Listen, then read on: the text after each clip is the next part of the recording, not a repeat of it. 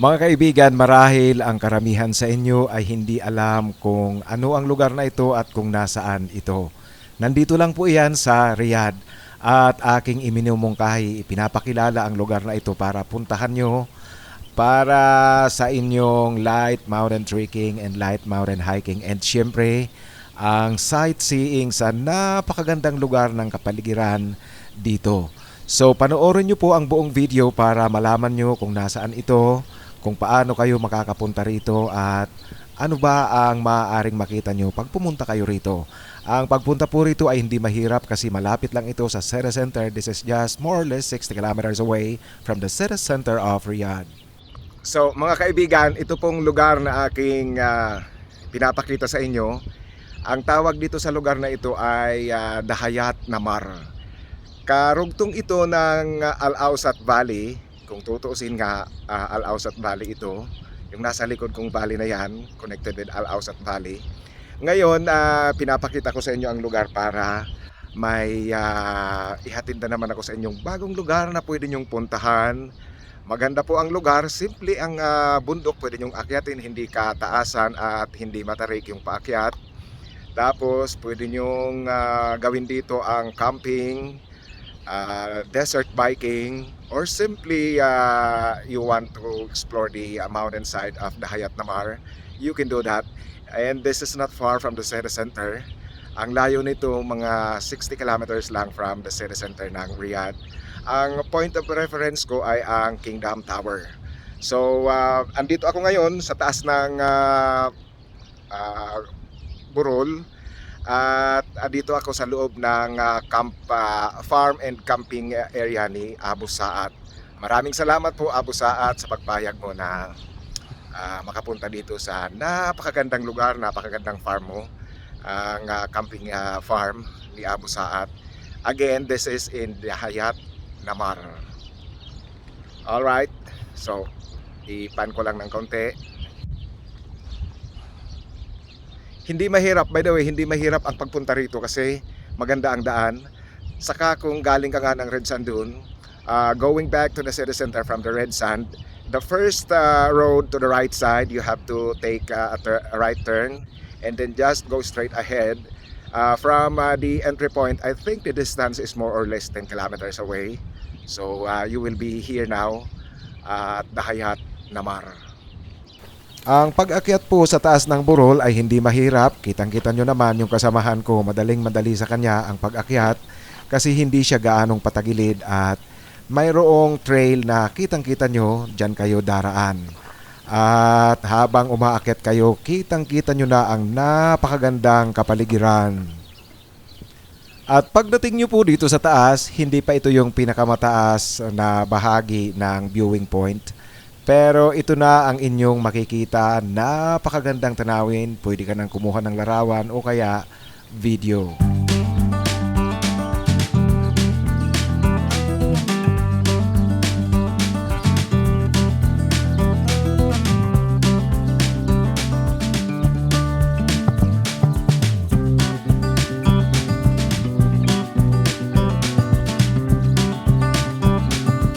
Dito pa lang po sa unang bahagi ng mga viewing points dito kasi maraming viewing points dito kahit saan ka pumuesto.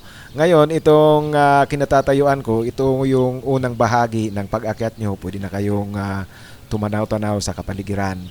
Ganito na po ang inyong makikita. This is the eastern side of the Al-Awsat Valley.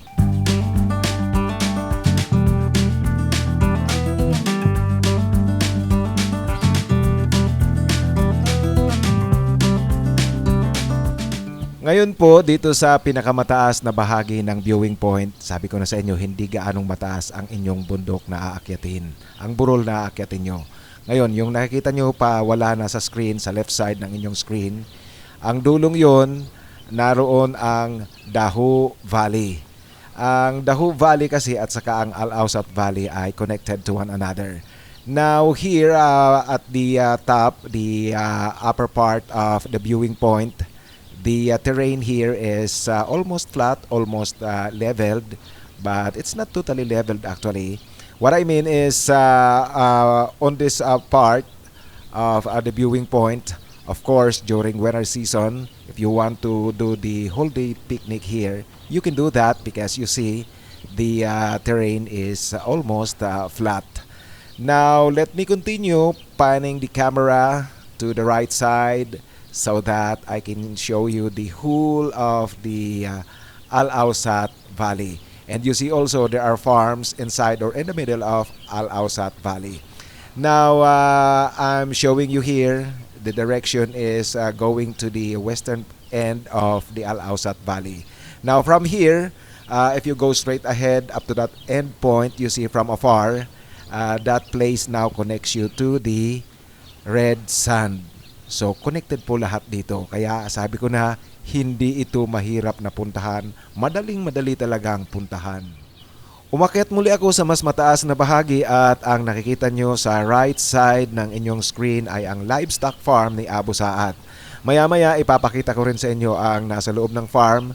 Meron silang tent dyan na pinapaarkilahan just in case you want to spend a night or you want to do an overnight camping here. He has the facility for you to rent.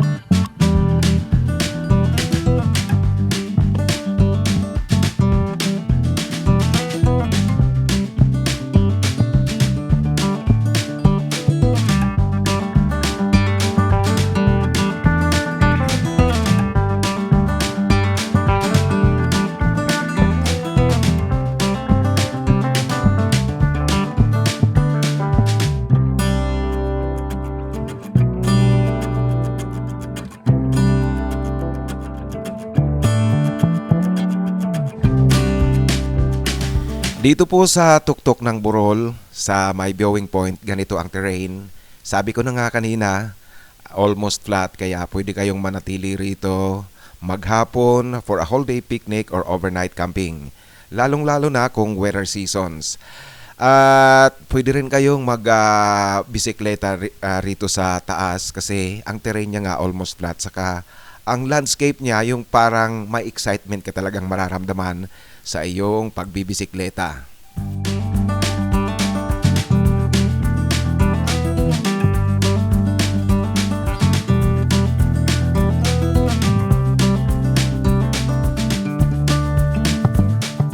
At dito sa tuktok ng viewing point, ito po pinapakita ko sa inyo. Ito yung nasa parang kalagitnaan ng Dahayat Namar Mountain.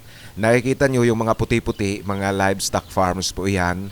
Daraan kayo dyan sa inyong pagpunta rito sa kinaroroonan ko ngayon, sa kinatatayuan ko ngayon sa Al Ausat Valley side ng Dahayat Namar Mountain. Alam nyo po habang nandito ako sa viewing point, nasa pinakamataas na bahagi, syempre nag-iikot ako. Ngayon nakikita nyo sa baba, yan ang livestock farm ni Abu Saat. Yan na ngayon ang aking ipapakita sa inyo kung anong meron sila at gaya ng sinasabi ko, meron silang mga facilities na pwede nyong magamit kung mag-overnight camping kayo. Ito po ang main entrance ng farm ni Abu Saat. Nakikita nyo merong dalawang tents. Ang dalawang tents na yan ay for rent. Nakapackage yan. Pag aarkila kayo ng tent, yung dalawa na yan na ang kukunin nyo. At wag po kayong aasa, don't expect for a 5-star tent accommodation kasi nasa farm area po tayo para ma-feel nyo talaga kung papaano maging farmer at kung ano ang buhay sa farm dito sa Saudi Arabia.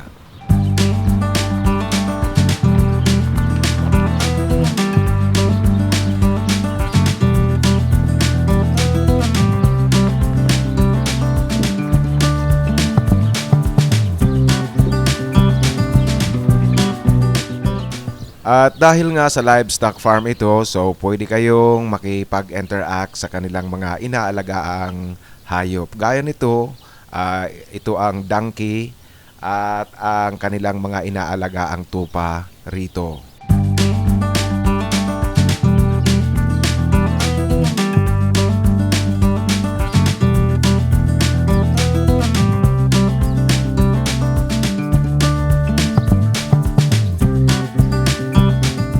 Ito po yung dalawang tents na pinapaupahan niya rito. Ang sabi ni Abu Saad, pag weekdays, the price is 350 reals for 2 tents already. Para sa dalawang tents na po yan. At kung weekend, 500 ang para sa dalawa. At gaya ng sinasabi ko, please don't expect for a 5-star tent accommodation because we are in the farm area. The idea is to make you feel how is it like living in a farm area.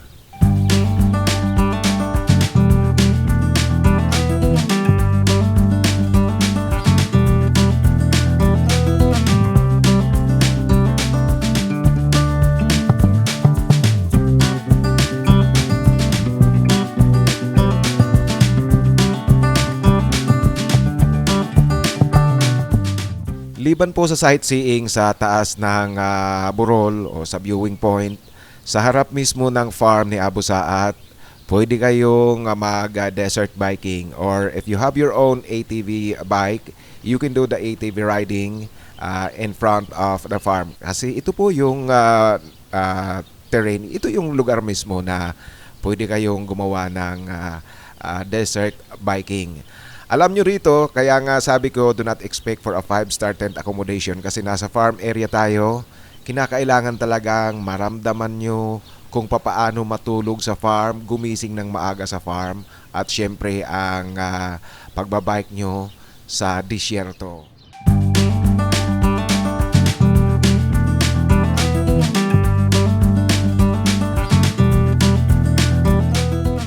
Marahil po nagtatanong kayo kung papaano makakapunta rito. Heto po ang direction from the city center of Riyadh. I suggest na dumaan kayo sa Dirab Road. Pakababa nyo ng Lower Dirab area right after passing through the STC Satellite Station. Merong U-turn slot dyan. Kinakailangan nyong mag-U-turn. At pagkatapos nyong mag-U-turn, siguro mga half kilometer away, merong daan dyan sa kanang bahagi. Kinakailangan yung lumiko dyan. Paakyat na po kayo niyan ng Dahayat Namar Mountain. Dire-diretso lang po ang pagdadrive. Maganda ang tanawin dyan. At pagkatapos nyo nang makarating sa tuktok ng Dahayat Namar, muli pababa naman kayo niyan. Dire-diretso hanggang sa makarating kayo sa Al-Awsat Valley. Ang pakababa nyo na yan, sangang daan po yan, merong diretso, merong pakanan, merong pakaliwa. Lumiko po kayo pakaliwa papunta sa farm ni Abu Saad. Ito na po yan. Nakaliko na tayo. At siguro mga mahigit 1 kilometro din o 2 kilometro siguro pagkatapos yung lumiko sa kaliwa, meron na namang daratnan nyo medyo rough road na. Ito na po yan. Rough road na nga. Pero kayang-kaya kahit sedan type car, makakaraan kayo dito. At liliko muli kayo pakaliwa. Ito na yon. Nandito na kayo sa harapan ng farm ni Abu Saad.